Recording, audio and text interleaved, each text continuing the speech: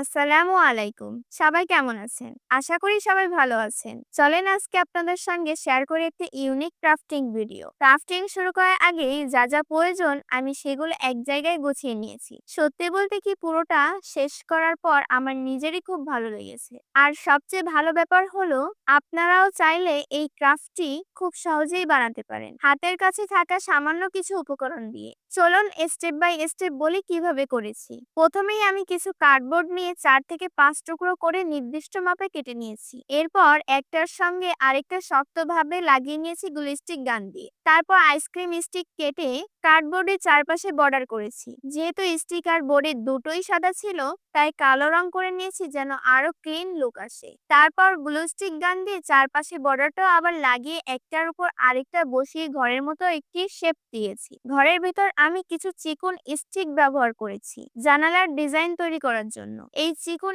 স্টিকগুলো সাধারণত যে কোনো দোকানেই পাওয়া যায়, দাম 1 টাকা করে হয়তো। এরপর পুরো ঘরটাকে আমি কালো রঙে রাঙিয়ে দিয়েছি যাতে দেখতে আরো ইউনিক লাগে। সবশেষে তৈরি হলো আমার লাইট হাউস। আমি কি নাম দেব বুঝতে পারিনি, তাই লাইট হাউসই বললাম। আপনারা চাইলে অন্য কোনো সুন্দর নামও সাজেস্ট করতে পারেন, কমেন্টে জানালে খুব ভালো লাগবে। তবে কিছু দুঃখের কথাও আছে, ভিডিওর মাঝখানে কিছু অংশ অজান্তেই লম্বা ফ্রেমে রেকর্ড হয়ে গেছে, যেটা এডিট করার সময় বুঝতে পারি। এজন্য আমি আন্তরিকভাবে দুঃখিত।